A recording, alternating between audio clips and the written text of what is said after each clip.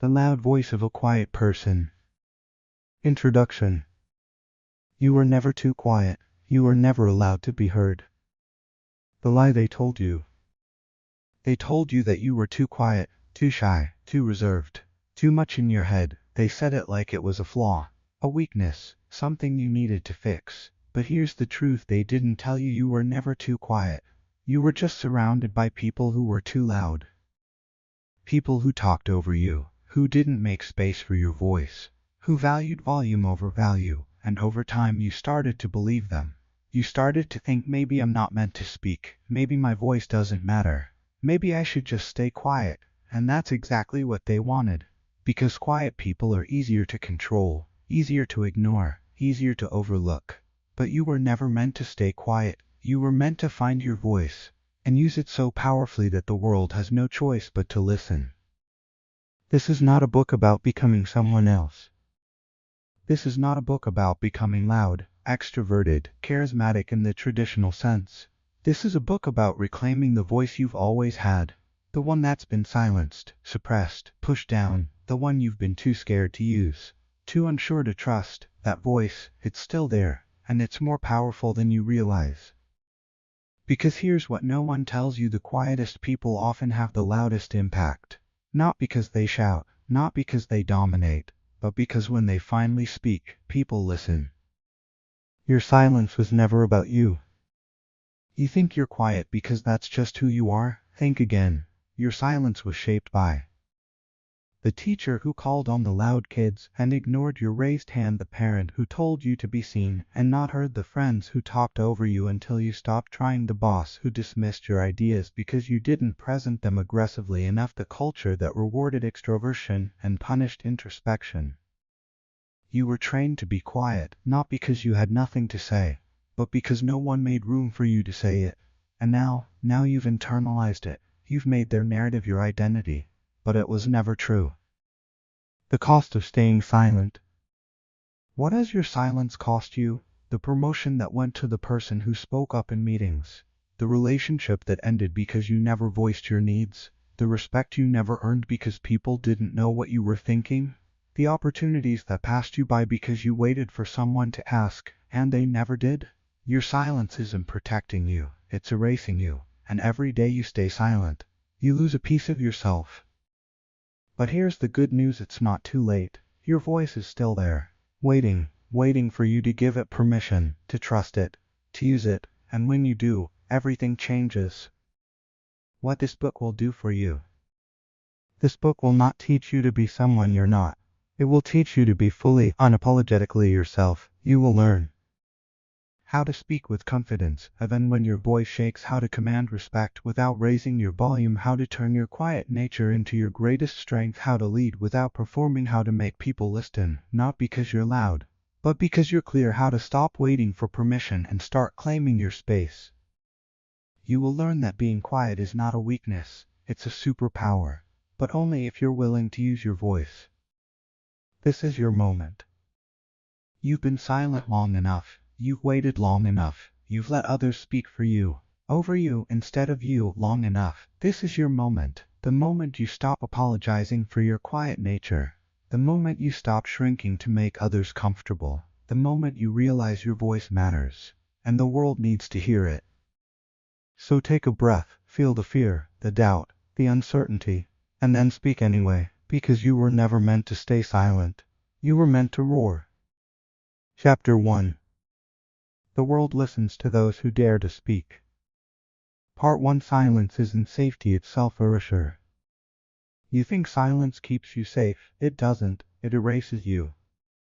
Every time you stay silent when you should speak, you're making yourself invisible.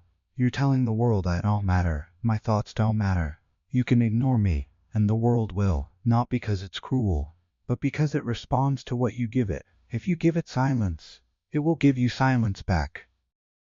The illusion of safety.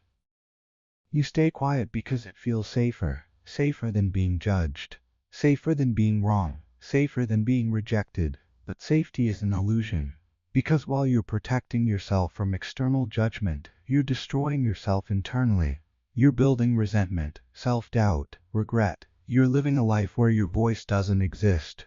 where your thoughts don't matter, where you don't take up space. That's not safety, that's imprisonment. What silence really costs you? Let's be honest about what your silence is costing your career. The promotion goes to the person who speaks up. The respect goes to the person who shares ideas. You might be brilliant, but if no one hears your brilliance, it doesn't matter. Your relationships, you never voice your needs, you never set boundaries, you never say what you're really thinking, and so people walk all over you. Or worse, they never really know you. Your self-respect. Every time you stay silent when you should speak, you betray yourself, and that betrayal accumulates, until you don't even recognize yourself anymore, until you become a shadow of who you were meant to be. Silence is not neutral. You think staying quiet is neutral, that it's just nothing wrong. Silence is an active choice, and it has consequences. When you stay silent, you're letting others control the narrative. You're allowing decisions to be made without your input. You're teaching people that your voice doesn't matter. You're reinforcing your own belief that you're not worthy of being heard. Silence is not passive, it self-destructs. The moment you speak, everything shifts. But here's the beautiful truth: the moment you start speaking, everything changes. Not overnight, not magically, but gradually, powerfully, inevitably. People start listening, respecting, including you, and more importantly, how you start respecting yourself, because you're no longer betraying who you are. You're claiming your space, your voice, your right to be heard, and that's freedom. Part 2. Quiet does not mean weak. They've been lying to you, telling you that quiet equals weak, that if you're not loud you don't matter. That's bullshit. Quiet is not weakness, it's focus. Loud people fill space, they dominate conversations, they command attention, but quiet people, they observe, they think, they absorb, and when they finally speak, their words carry weight, because they're not speaking just to fill silence. They're speaking because they have something worth saying. Quiet is not weakness, quiet is power waiting to be unleashed. The strength of the quiet mind. While loud people are performing, quiet people are processing. They're seeing patterns others miss, understanding dynamics others overlook, thinking deeply while others think superficially. That depth, that's a superpower, but only if you're willing to share it, only if you're willing to speak. History's quietest voices were the loudest. Look at history. Rosa Parks, quiet, reserved, but her refusal to move, it shook the world. Susan Cain, introvert, but her book Quiet changed how we see introversion forever. Mahatma Gandhi, soft-spoken, but his words ignited a revolution. These people weren't loud, but they were powerful, not despite their quiet nature, because of it. Your quiet nature is your advantage. You don't need to be loud to be powerful. You don't need to dominate to lead. You don't need to perform to be respected. You just need to speak your truth, clearly, confidently, without apology, and when you do, people will listen, not because you're loud, but because you're real. Part 3. The moment you start speaking, your life changes. You've been waiting for your life to change so you can start speaking. It doesn't work that way. You start speaking, and then your life changes. Speaking is the catalyst. Every major change in your life will require you to use your voice, to say no, to say yes, to ask for what you need, to set a boundary, to share an idea, to claim space. Your voice is not a luxury, it's the tool that creates change. And until you use it, nothing will shift. What happens when you start speaking? 1. People start seeing you differently. You're no longer the quiet person in the corner. You're someone with ideas, with value, with presence. 2. You start seeing yourself differently. Every time you speak, you build evidence. I can do this. My voice matters, and that evidence transforms how you see yourself. 3. Opportunities start appearing. When people know what you're thinking, they can include you, promote you, collaborate with you, but they can't do any of that if you're silent. 4. Your confidence grows, not before you speak, after. Every time you use your voice, you become a little braver, a little more certain, until speaking becomes natural, automatic, inevitable. The compound effect of speaking. One conversation won't change your life, but 100 conversations will. Every time you speak, you're compounding, building momentum, building confidence, building a new identity, the identity of someone who uses their voice, who doesn't hide, who shows up fully, and that person is unstoppable. Part 4. Your voice wasn't lost, it was waiting. You think you lost your voice somewhere along the way? You didn't. It's been there the whole time, waiting for you to trust it again. Your voice never left. It's been there in every moment you wanted to speak but didn't.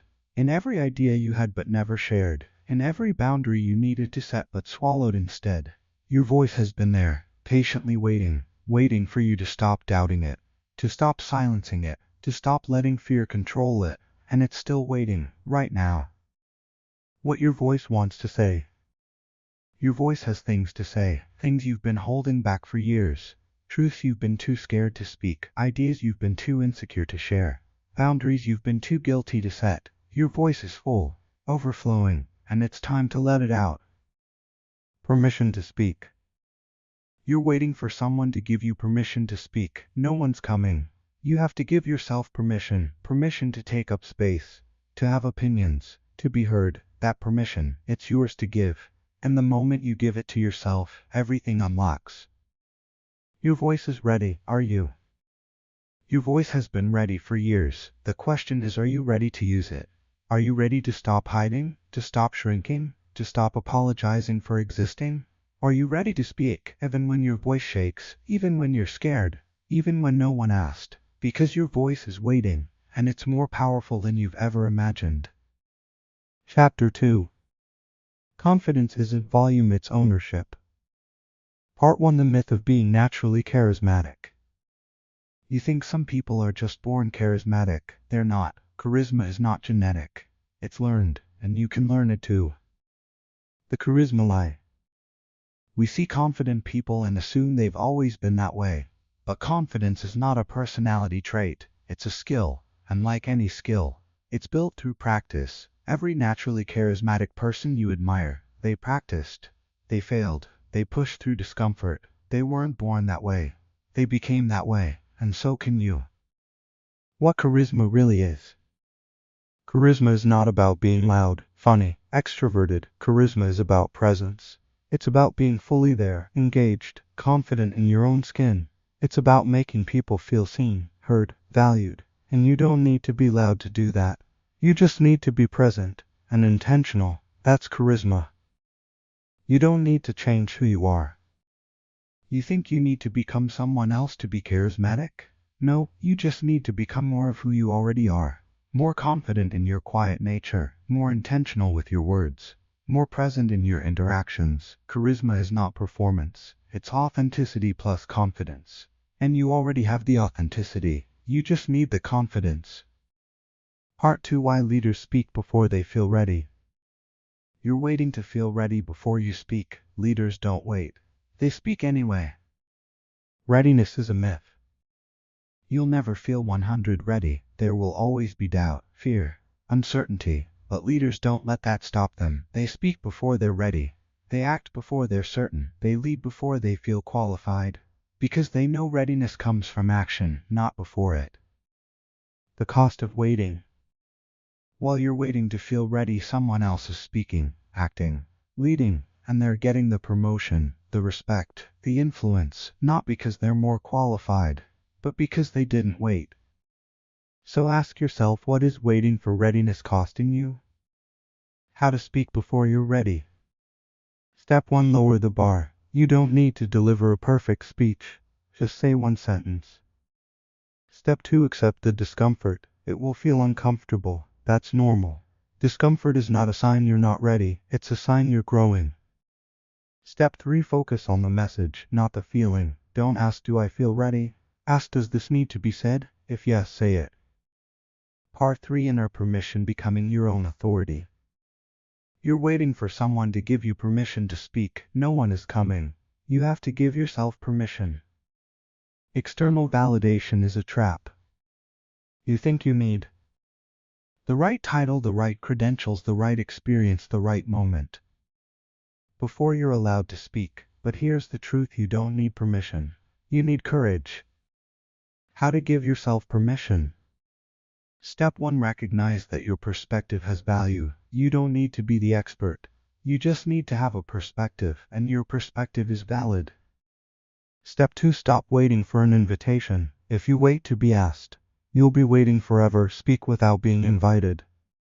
Step 3. Trust yourself. You know more than you think. You're more capable than you believe. Trust that, and act from that trust. You are your own authority. You don't need external validation to speak. You don't need approval. You don't need consensus. You just need to decide I'm speaking. And when you make that decision, you become your own authority. Part 4. Confidence is not a tone, it's a decision. Confidence is not about how you sound. It's about the decision you make before you open your mouth. The decision of confidence. Confidence is deciding what I have to say matters, and I'm going to say it. Not I hope this is okay, not maybe they'll listen, but I'm speaking. And that's that. That decision, that's confidence. Confidence is not feeling, it's choice. You don't need to feel confident to be confident. You just need to act confident. Speak clearly, directly, without apology. The feeling follows the action, not the other way around. How to decide confidence. Before you speak, ask yourself, do I believe this needs to be said? If yes, say it. Don't question your worthiness. Don't second guess your right to speak. Just decide and speak.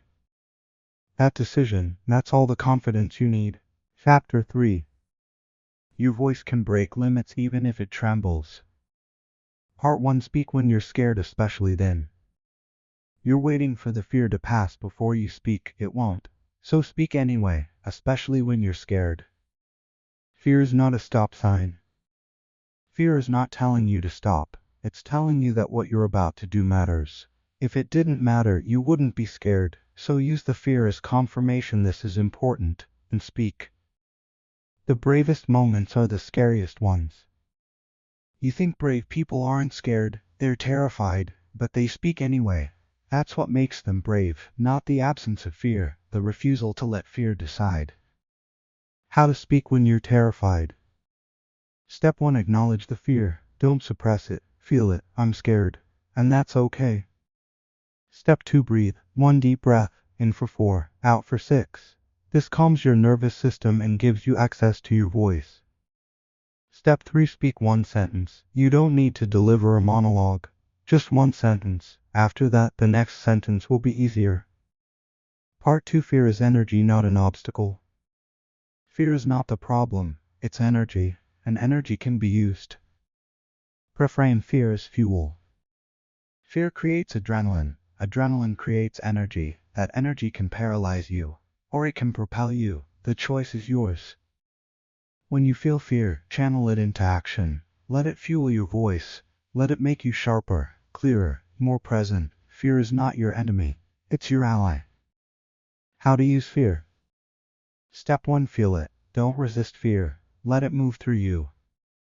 Step 2. Name it. I'm feeling fear because this matters to me. Step 3. Redirect it. Instead of letting fear freeze you, let it energize you.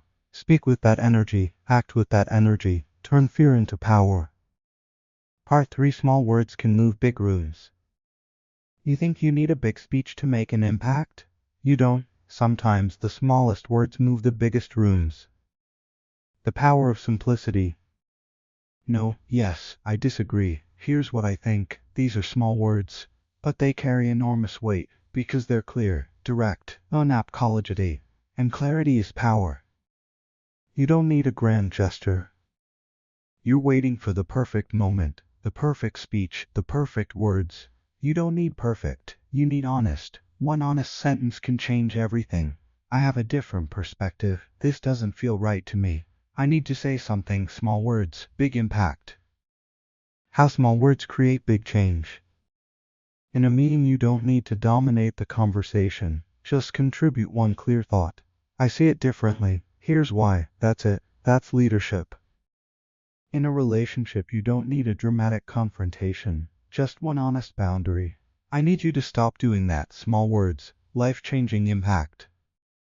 In your career, you don't need to revolutionize the company. Just speak up once. I have an idea I'd like to share. That 1 sentence can open doors you didn't know existed. Stop waiting for the grand moment. The grand moment is now, this conversation, this meeting, this interaction. Right here, right now. You don't need a stage, you don't need a spotlight. You just need to open your mouth and speak small words. Big rooms, big change. Part 4. Your vulnerability is your power. You think vulnerability makes you weak, it makes you unstoppable. The strength in being real. People don't connect with perfection, they connect with humanity. When you show your vulnerability, your fear, your uncertainty, your humanity, people trust you because you're not performing, you're being real. And real is powerful. Vulnerability is not weakness, it's courage. It takes no courage to hide behind a mask. It takes enormous courage to show your truth. To say I'm scared, but I'm doing this anyway. To say I don't have all the answers, but here's what I think. To say this matters to me, and I'm willing to risk being wrong. That's not weakness, that's bravery. How to use vulnerability as power. 1. Don't hide your fear. If your voice shakes, let it shake. That shake is proof you're being brave. 2. Admit when you don't know. I don't have all the answers, but here's what I'm thinking. Admitting uncertainty makes you human, and humans are trustworthy. 3. Share your why. Don't just state your position, share why it matters to you. This is important to me because vulnerability creates connection, and connection creates influence. The most powerful voices are the most human ones. You think you need to be perfect to be powerful. The opposite is true. The most powerful voices are the ones that are unafraid to be human, unafraid to be scared, to be uncertain, to be vulnerable, because that's what makes them real. And real is unforgettable, so don't hide your humanity, lead with it. Chapter 4. Stop whispering truths, start declaring them. Part 1. The danger of polite silence. You've been polite your whole life, you stayed quiet to keep the peace, to avoid conflict, to be liked, and it's killing you. Politeness is not kindness. Politeness says I won't rock the boat, I'll swallow my truth to keep everyone comfortable. But that's not kindness, that's self-betrayal. Real kindness honors both yourself and others. It tells the truth respectfully but clearly. Politeness keeps you small, honesty sets you free. What polite silence costs you? Your self-respect. Every time you stay silent to be polite, you betray yourself, and that betrayal accumulates until you don't recognize yourself anymore. Your relationships. When you never voice your truth, people don't really know you. They know the polite version, not the real version. Your power. Polite silence is powerlessness disguised as virtue. You think you're being kind, but you're just being invisible. The world doesn't need your politeness, it needs your truth. Stop being polite, start being honest, not rude, not aggressive, just honest. Say what you think, set boundaries, voice disagreement. That's not impolite, that's self-respect, and self-respect is magnetic. Part 2. From internal monologue to impact. You have so much to say, but it's all in your head, and thoughts trapped in your head create zero impact. The internal monologue trap. You rehearse conversations in your head, you think through what you'd say if you were brave enough. You argue your point brilliantly to yourself, but none of that matters if you don't actually speak. Internal monologues feel productive, they feel like you're processing, but they're not action, they're avoidance. Your thoughts deserve to be heard. You have valuable ideas, important perspectives, truths that need to be spoken, but they can't impact anyone if they stay in your head. Your internal monologue is brilliant, but it's useless if it stays internal. How to move from internal to external. Step 1. Stop rehearsing, start speaking. You don't need the perfect words, just speak what's true.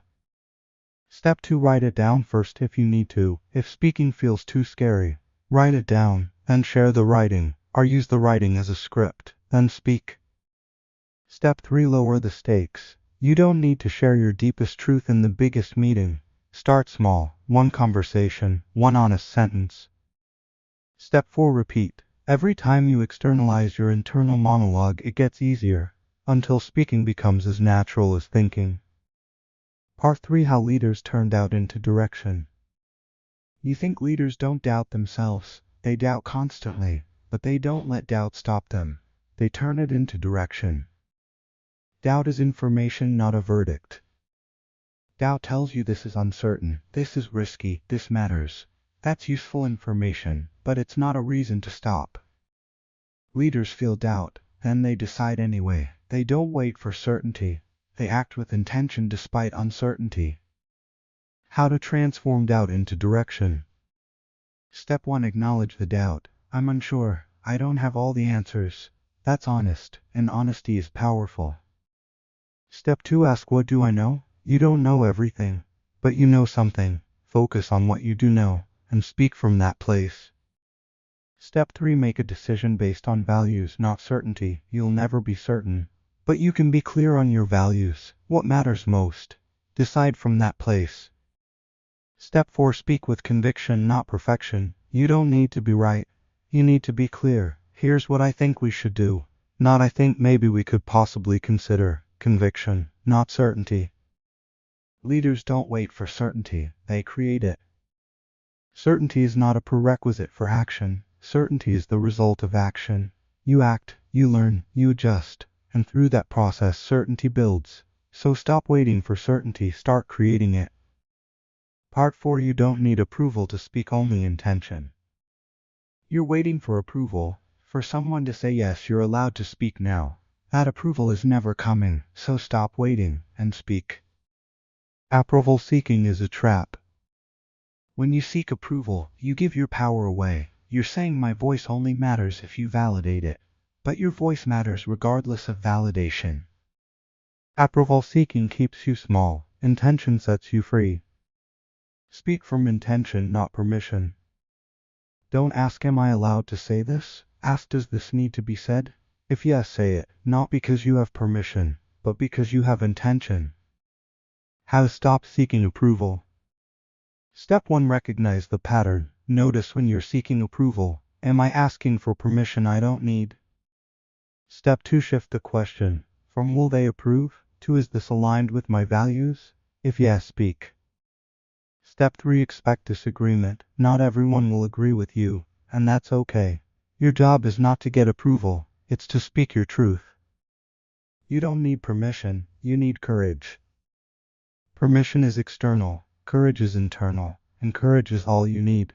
So stop waiting for approval, and start speaking with intention. Chapter 5.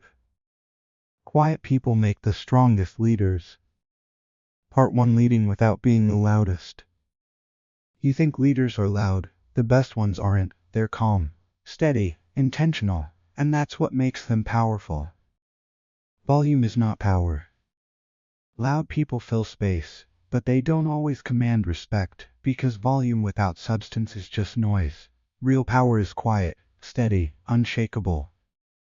And that's what quiet leaders bring, not noise, substance. Why quiet leaders are more effective. 1. They listen more than they speak, and because they listen, they understand, they see patterns, they make better decisions. Listening is not passive, it's strategic. 2. They speak with intention. They don't fill silence just to fill it. They speak when they have something worth saying, and because they're selective, people listen. 3. They lead through presence, not performance. They don't need to be the center of attention. They just need to be fully present, and presence is magnetic. 4. They build trust through consistency. Loud leaders create excitement, quiet leaders create trust. And trust is what sustains leadership. You don't need to be loud to lead. You can be quiet, reserved, introverted, and still be a powerful leader. You just need to speak with clarity. When you do speak, be fully present, listen deeply, act with intention. That's leadership, not volume. Part 2. Influence beyond noise. Influence is not about being heard, it's about being remembered, and quiet voices are often the most memorable. Why quiet influence is stronger. 1. It's unexpected. When a quiet person speaks, people pay attention, because it's rare, and rare is valuable. 2. It's authentic. Quiet people don't perform, they just speak their truth, and authenticity is magnetic. 3. It's intentional. Quiet people choose their words carefully, and that care creates impact. How to influence without noise. 1. Speak less but make it count. Don't contribute to every discussion. Contribute when you have something valuable to say. 2. Use pauses strategically. Silence creates weight. Don't rush to fill it. 3. Connect one-on-one. Quiet people often excel in one-on-one settings. Use that to your advantage. Build influence through individual relationships. 4. Led by example. You don't need to announce your leadership. Just demonstrate it through your actions. Part 3. The charisma of clarity and conviction. Charisma is not about being the life of the party. It's about clarity and conviction. And quiet people can have both. Clarity is magnetic. When you speak clearly, without hedging, without rambling, people listen, because clarity is rare and valuable. You don't need to be entertaining. You need to be clear. Conviction is powerful.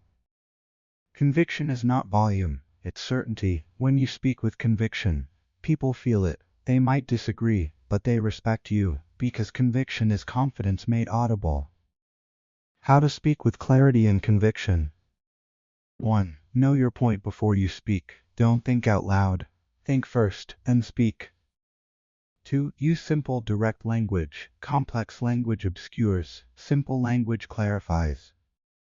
3. Eliminate qualifiers. I think, maybe, kind of, this weaken your message. Speak directly. This is what I recommend.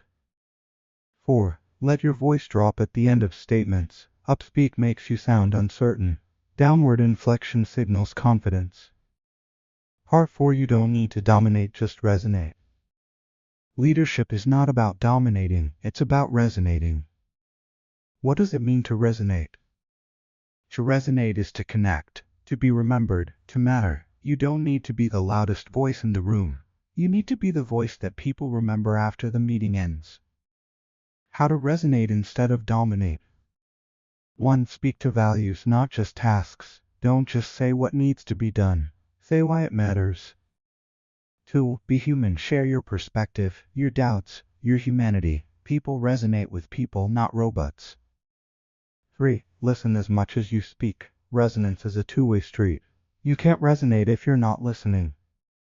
4. Be consistent. Resonance is built over time. Show up consistently. Speak consistently. Lead consistently. Resonance is the quiet person's superpower. You don't need to dominate to lead. You don't need to overpower to influence. You just need to resonate. And quiet people, they're masters of resonance. Because they're authentic, intentional, deeply human. And that's unforgettable. Chapter 6. Let the world hear the voice you've been hiding. Part 1. Stepping into your power. You've been hiding, not because you're weak, not because you have nothing to say, but because you've been scared of judgment, rejection, being seen. It's time to step into your power. What is your power? Your power is not aggression, not dominance, not performance. Your power is your voice. The one you've been suppressing, the one you've been apologizing for, the one you've been keeping small. That voice, it's more powerful than you realize, and it's time to use it. How to step into your power. Step 1. Stop apologizing for existing. You apologize for speaking, for taking up space, for having needs. Stop. You don't need to apologize for being human. Step 2. Claim your space. You belong in the room, at the table, in the conversation. Act like it. Step 3. Speak with authority, not arrogance. Authority, the belief that you have a right to be heard, because you do. Step 4. Let go of needing to be liked. Not everyone will like you when you step into your power. And that's okay, because being respected is more important than being liked. Part 2. Speaking like someone who matters because you do. You speak like you're apologizing, like you're asking for permission, like you don't believe you matter. It's time to speak like you do. How to speak like you matter. 1. Stop hedging. I think, maybe, kind of, got them. Speak directly. Here's what I recommend.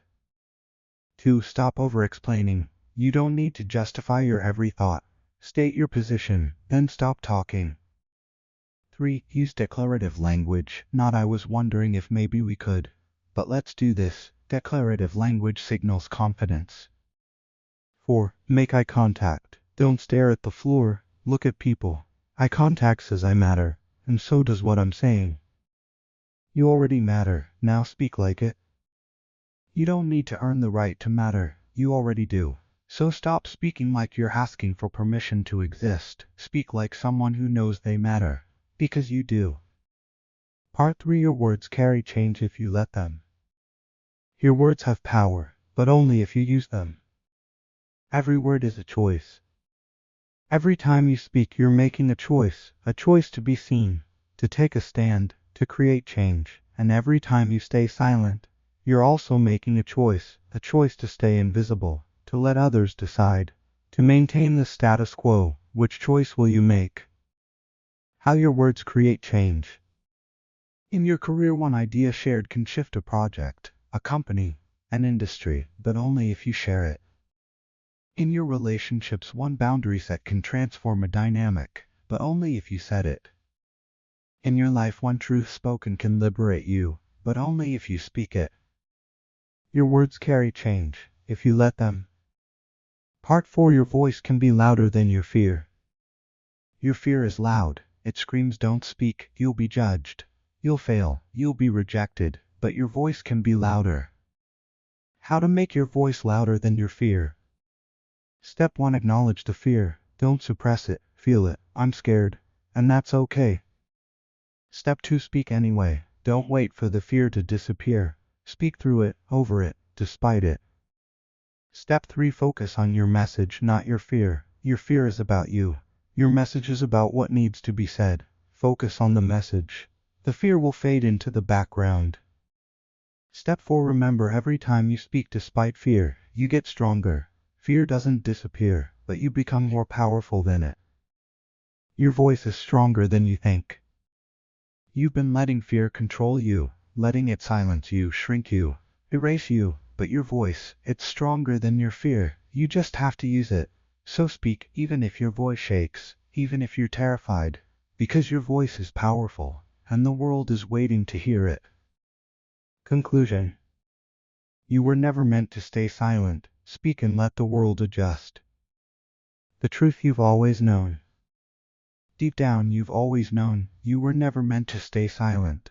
You were never meant to shrink, to hide, to apologize for existing. You were meant to speak, to claim your space, to use your voice, to be fully unapologetically yourself. And now, it's time. Your voice is not optional. Your voice is not a tool you use when convenient. It's your identity, your power, your birthright. And every day you stay silent, you betray that. But today you stop betraying yourself. Today you speak. The world will adjust. You've been adjusting to the world your whole life, shrinking to fit, staying quiet to keep the peace, making yourself smaller to make others comfortable. But you were never meant to adjust to the world. The world was meant to adjust to you. So speak, unapologetically, boldly, honestly, and let the world adjust. Some people won't like it. Let them leave. Some people will respect you more. Let them stay. But either way, speak. This is your moment. You've been waiting for the right moment. This is it. Not tomorrow. Not when you're more confident. Not when circumstances are perfect. Now. In your next conversation, your next meeting, your next interaction, speak. One sentence, one truth, one boundary. That's all it takes. And once you start, you won't be able to stop, because using your voice is addictive. And you were born to speak. The final word. You were never too quiet. You were just never given the space to be loud. But you don't need space anymore. You create it. You don't need permission. You give it to yourself. You don't need confidence. You build it through action. So stop waiting, stop shrinking, stop silencing yourself. Speak, even if your voice shakes, even if you're terrified, even if no one asked. Speak, because your voice is your power, and the world is waiting. End of book.